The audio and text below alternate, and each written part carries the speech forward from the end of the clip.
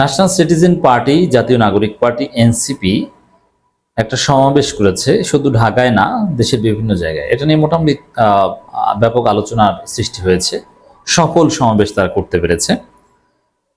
সমাবেশে উপস্থিতি ছিল সন্তোষজনক। আমি এটা নিয়ে ব্যাখ্যা করেছি যে একটা দল, এর আগে প্রথম দিকে তারা জামাত শিবিরের সহায়তায় চলতো, কিন্তু এবার তারা ইন্ডিপেন্ডেন্টলি প্রোগ্রাম করেছে, তাদের সক্ষমতার প্রমাণ দিয়েছে।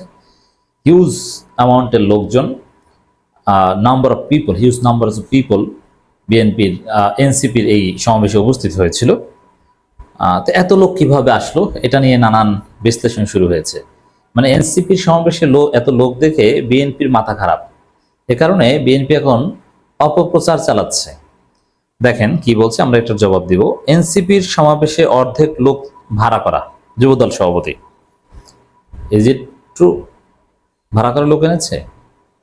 দর্শক, এই যুবদল সভাপতির প্রথম কথা হচ্ছে যে তার বাংলাদেশের রাজনীতি করার লেজিটিমেসি নেই। 5 আগস্টের পর তিনি প্রথম অর্থ পাচারকারী, প্রথম আনুষ্ঠানিক চাঁদাবাজ। এসালম গ্রুপের কাছ থেকে 200 কোটি টাকা খেয়েছেন ইসলামী ব্যাংকের কিছু নথি পুরানোর জন্য, এবং গুলি করতে গিয়েছিলেন, ধরা পড়েছে। টোটাল যুবদলের সাথে জড়িত। অতএব একদিন না একদিন এই অভিযোগে এই যুবদল সভাপতিকে গ্রেপ্তার হতে হবে। এখন হয়তো বা বিএনপির পাওয়ার ব্যবহার করে টিকে আছেন, কিন্তু টুডে আর টুমোরো তাকে ধরা পড়তে হবে। এক। দ্বিতীয় হচ্ছে, যুবদল সভাপতির কথা যে ভুয়া, এটা তার বক্তব্যের বাকি অংশ থেকেই বোঝা যায়। আমি সেটা প্রমাণ করছি, আসছি সেদিকে। কিন্তু ইন রিয়ালিটি প্রথম একটা কথা বলে নিই, যে বাংলাদেশে রাজনৈতিক প্রোগ্রামে জনসমাগম দেখাতে লোক ভাড়া করা, এটা জামাত শিবির এবং ধর্মভিত্তিক দলগুলো ছাড়া সবাই করে। বিএনপি ভাড়া করে, আওয়ামী লীগ ভাড়া করে। আওয়ামী লীগ তো সবচেয়ে বড় দল ছিল, ক্ষমতাসীন ছিল। তা ক্ষমতাসীন দল তো এমনিতে ভাড়া ছাড়াও জোর করে লোক আনতে পারে, তারপরেও ভাড়া করত। বিএনপির লোকজন নিয়মিত বা আগেও ভাড়া করতে, এখনো ভাড়া করে। বিএনপির প্রোগ্রামে গেলে 100 টাকা 200 টাকা, এটা কমন চিত্র। এবং বিএনপির মহানগর পর্যায়ে এই ভাড়াটা কারা করে? ভাড়াটা করে মূলত মহানগরী যে নেতারা, তারা বিভিন্ন উপজেলাকে টার্গেট দেয় যে তোমার থানা থেকে, ঢাকা মহানগরীর অমুক থানা থেকে, কামরাঙ্গীরচর থানা থেকে এত লোক আসতে হবে। থানা নেতারা আবার ওয়ার্ড নেতাদের টার্গেট দেন যে তোমাদের এই ওয়ার্ড থেকে এই ওয়ার্ড থেকে এত লোক আনবা। এই ওয়ার্ড নেতারা তারপরে তারা ভাড়া করেন যে এই লোকজন নিয়ে এই কয় টাকা। এখন সাধারণত এটা আমি জেনে শুনে বলছি, একজন লোকের পেছনে 200 টাকার মতো বাজেট থাকে হাইকমান্ড থেকে, বিএনপির বা আওয়ামী লীগের। কিন্তু ওই 200 টাকা খেতে খেতে শেষ পর্যন্ত ওই ব্যক্তি পায় 100 টাকা, আর 100 টাকা নেতারা বিভিন্ন স্তরে ভাগ করে। পার হেড 20-30 টাকা বা 40 টাকা এক নেতা পায়, আর এক নেতা 40 টাকা, আর এক নেতা 20 টাকা, এইভাবে। তো সবচেয়ে লোক ভাড়া করা রাজনীতি বেশি করে বিএনপি। তাদের সমাবেশে, তাদের প্রোগ্রাম বেশিরভাগ লোকই ভাড়া করা থাকে। তো যাদের কাজই হচ্ছে লোক ভাড়া করে এনে প্রোগ্রাম করা, তারা যদি বলে অন্যকে ভাড়া করা, তো এটা তাদের মুখে মানায় না। এটা জামাত শিবির গর্ব করে বলতে পারে, চরমনাই বলতে পারে যে আপনারা সবাই লোক ভাড়া করে আনেন। জামাত ইসলামী, ইসলামী আন্দোলন বাংলাদেশ, এরা লোক ভাড়া করে আনে না। এরা যারা আসে অরিজিনাল কর্মী, নিজের টাকা খরচ করে আসে, পকেটের টাকা খরচ করে প্রোগ্রামে আসে।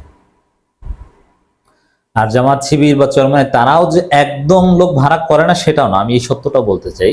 যেমন জামাতের কোথাও একটা কর্মী সমাবেশ বা এরকম একটা সমাবেশ হলো, এখন জেলা বিভাগ পর্যায়ে হয় না, অথবা ইসলামী আন্দোলন বাংলাদেশে, তখন ওইভাবে বিএনপি আওয়ামী লীগের মতো লোক ভাড়া না করলেও বিভিন্ন লোকজনকে বলা হয় যে চল, বিরিয়ানি আছে, খাওয়া আছে, নাস্তা আছে, ভাড়া লাগবে না, ওটা আমি দেখবো, চল। তবে যাদেরকে এভাবে নেয় তারা কোনো না কোনো ভাবে ওই তাদের দলের সাথে লিস্ট রিলেটেড।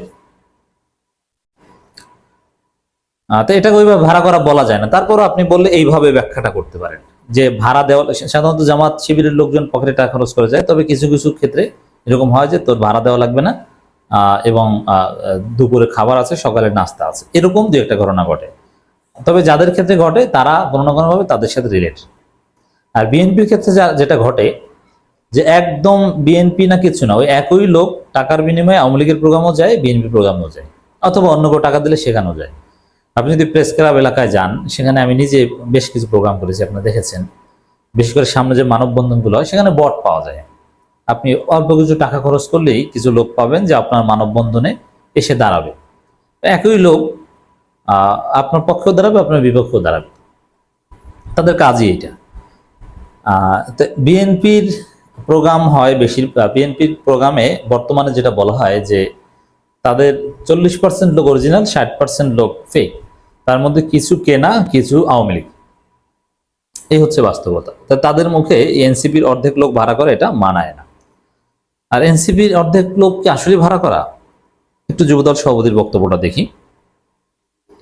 জাতীয় নাগরিক পার্টির শুক্রবারের সমাবেশে অর্ধেক লোক ভাড়া করা ছিল বলে মন্তব্য করেছে জাতীয়তাবাদী যুবদলের কেন্দ্রীয় সভাপতি আব্দুল মোনায়েম মুন্না। দেখেন, কিছু লোক যদি ভাড়া করা হয়েও থাকে, অসম্ভব না। এর আগে আমরা দেখেছি, যেমন আখতারের যে একটা প্রোগ্রাম গ্রেটার রংপুরে, সেখানে অনেকটা ধরা পড়েছে যে অনেকে এসেছে, তার কেন এসেছে বলতে পারে না। এর মানে তাদেরকে গাড়ি ভাড়া দিয়ে বা যেভাবে নিয়ে এসেছে, যে একটা সমাবেশ আছে, লোক লাগবে, চলেন, নারীদেরকে বলতে পারে না, এরকম হয়। তো এনসিপিতে শুক্রবারের ঢাকার সমাবেশে কিছু লোক ভাড়া করা ছিল, কোনো সন্দেহ নেই, এটা আমি বিশ্বাস করি। কিন্তু অর্ধেক লোক ভাড়া করা ছিল, এটা আব্দুল মোনায়েম মুন্না কিভাবে জানলেন? এটা কিভাবে জানেন? এটা ব্যাখ্যা দিই।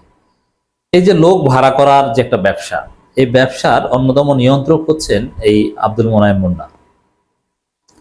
তিনি জানেন যে কত টাকায় লোক পাওয়া যায়, কোথায় লোক পাওয়া যায়, কোন বস্তিতে লোক পাওয়া যায়। কামরাঙ্গীরচর এলাকা, করাইল এলাকা, যাত্রাবাড়ি, শনিরাখা, ওইসব জায়গায় বেশি পাওয়া যায়। কারণ এই ব্যবসাটা তিনি করেন, এই জন্যে তিনি হয়তোবা চেহারা দেখি ধারণা করেছেন যে এর অর্ধেক অরিজিনাল, অর্ধেক ভাড়া করা, নইলে তো এটা বোঝার কথা না। তিনি নিজেই এই ব্যবসার সাথে জড়িত, বা তার লোক, তিনি যাদেরকে ভাড়া দেন তারাই মনে হয় ওখানে গিয়েছে নাকি? নইলে অর্ধেক এটা কিভাবে বললেন? এটা একটা জবাব। যুবদল সভাপতি বলেন, এনসিপি শুক্রবার সমাবেশে আপনারা দেখেছেন, ওই সমাবেশে সব মিলিয়ে 1000-এর মতো লোক হয়েছে। এই মোনায়েম মুন্নার কথা যে পুরোটাই ভুয়া, তার প্রমাণ হচ্ছে এই বক্তব্য যে 1000-এর মতো লোক হয়েছে। ওখানে লোক হয়েছে হাজার হাজার হাজার, 1000 না, ওখানে লোক হয়েছে 20,000-এর কাছাকাছি, বা 10,000 প্লাস। 1000 লোক তো একটা থানা থেকেই এসেছে, বিভিন্ন জোন, একটা জোন থেকে 1000 এসেছে, এরকম ঘটনা ঘটেছে। বিভিন্ন জোন থেকে দলে দলে লোক হয়েছে। অতএব আপনার ছবি দেখলে, ভিডিও দেখলে স্পষ্ট বলতে পারেন যে ওখানে 1000, ওখানে মিনিমাম 10,000 লোক। তো বলছে যে 1000-এর মতো লোক, তো 1000-এর মতো লোক হলে 500 ভাড়া করা। এনসিপি এত গরিব যে 500 লোক ভাড়া করে আনবে, মাত্র 500 লোক ভাড়া করবে। আর আর অরিজিনালি তাদের মাত্র 500 সমর্থক ঢাকায়, বা 500 জন আনতে পেরেছে।